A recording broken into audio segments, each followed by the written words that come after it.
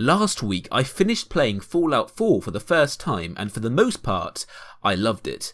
As a sandbox, its gameplay and quests were really quite enjoyable. However, while I played it, for a reason I could not pin down at the time, both the main character and the main story felt particularly uninteresting to me, and after reaching the end, a very sour taste was left in my mouth. There were 4 separate endings to that game, and the one I chose felt just so unsatisfying and meaningless. It was at this point I watched the other endings on YouTube, realised that they were all just as unsatisfying, and asked myself the question, wait, if a game has multiple choice, is that a bad thing? Now, before I say what my theory is, I want to make something clear. I am not saying games which involve player choice are bad.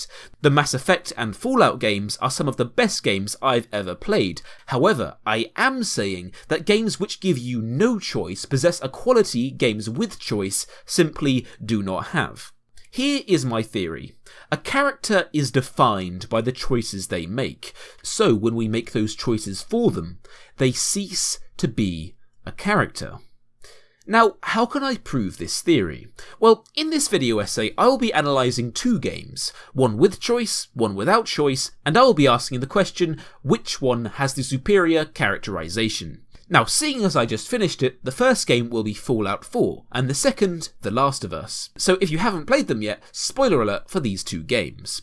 When I was wandering around the wasteland in Fallout 4, I stumbled across a place called Pickman's Gallery. Inside, it was gruesome. A serial killer had been murdering people and using their corpses to create artwork. After progressing a little further, I came across the killer himself. However, I realised something. He was not killing innocent civilians, he was killing raiders, people who themselves were already killers, the scum of society who I myself had already killed hundreds of. Now, this man was clearly insane and would no doubt kill again, but he would only be killing those who were already killers. This presented a fascinating ethical question. Do I kill Pickman or let him live? It's in moments like this where the true nature of a character is revealed. A character is defined by the choices they make, so whatever the character would choose to do next would provide a valuable insight into their mind. However, there is no fascinating insight. Instead of me watching as the character deals with the situation, I am the one dealing with the situation. In the end, I told him I would let him go, he gave me the key to his safe to say thank you, and I ventilated his face anyway. But I walked away from that situation feeling that instead of having an insight into the character's mind, I instead had a very distorted insight into my own mind, which is boring because I already know that I'm a fully fledged sociopath. It hammered it home to me that my character was not a character. She was just an avatar, a mindless drone which acted out my every command. Compare this to The Last of Us. In The Last of Us, the player has absolutely zero choice, yet despite this, that game has an exceptionally powerful story and cast of characters.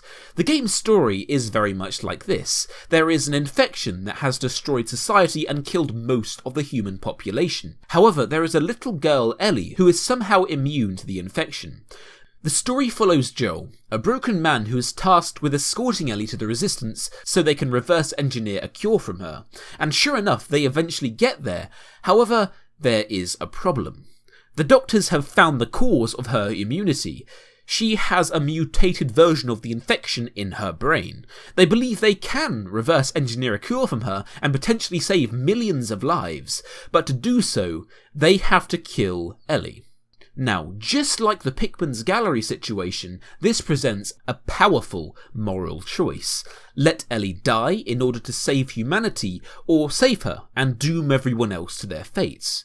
Now, the vast majority of people would see the greater good. This was their quest after all, to find the cure, and they found it. From page 1, it feels like Ellie's sacrifice is what the whole game has been building towards. If there were a choice, most people would have chosen to sacrifice her for the greater good. But not Joel. He chooses to rescue her, and we are forced along for the ride. In this moment, we are given an exceptionally powerful insight into his mind. This is a moment that came to define his character. For the next 5 minutes, we are forced to kill dozens of soldiers who throughout the game you have been led to believe were the good guys. And after this killing spree where you are forced to kill the innocent doctors, and you are forced to kill your old friend, you realise something. You are not playing as a mindless drone. You are playing as Joel, a real human being, and an exceptionally interesting character. The fact we have no choice and are forced to do these terrible things is part of the reason this is such an incredibly powerful ending. This is the kind of feeling that is almost unachievable with games that provide multiple choice. Now, despite this, there is still a fair few things that games with multiple choice can do to a greater extent than those without.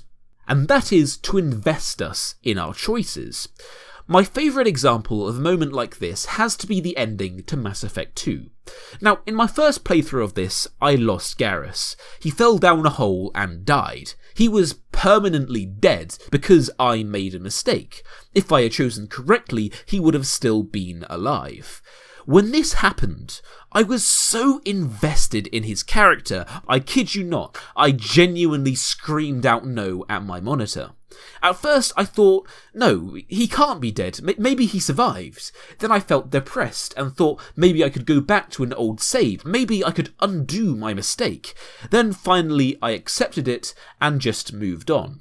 Only later did I realise that that moment had such a profound effect on me that it actually put me through 4 of the 5 stages of grief. Now, how could I have felt such powerful investment for Garrus in Mass Effect, even though Mass Effect 2 is a game which heavily relies on player choice? Well, maybe I didn't make myself clear enough. In multiple choice games, our investment towards supporting characters is the same as those in linear games. However, our feelings for the character that acts out our decisions are compromised the more we make decisions on their behalf. To demonstrate this point a little better, I've made a crude graph. Now, this graph isn't backed up by any data, just my personal opinion, so do take it with a pinch of salt, but I do hope you can see the trend.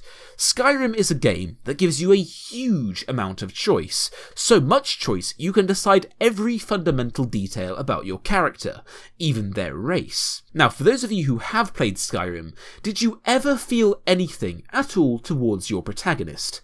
I certainly didn't. That is because the Skyrim protagonist is just a blank slate that carries out your every instruction and totally lacks even the most basic part of a personality. Also, a few of you might be wondering why I put Life is Strange so high up on the graph, and that's because pretty much every decision you make in that game has no impact on the narrative whatsoever. I think, just like Mass Effect, that game is very good at providing the illusion of choice, where you feel your decisions are having an effect, when really, they aren't. To summarise the trend this graph suggests, the more influence you have over your protagonist's decisions, the less interesting that character becomes. Thanks for watching today's video. This subject was a little different to my normal video essays, but I hope you enjoyed it nonetheless. If you enjoyed these videos and would like to support me in creating them, then please consider supporting me on my Patreon. There is a link in the description below. Also, there's a YouTuber out there I discovered called Alex Myers, who makes some really well thought out video essays, which I think you guys would enjoy. Be sure to check out the link to his channel in the description down below. Anyway, thanks for watching, please do like and subscribe, and I will see you guys next time on The Closer Look.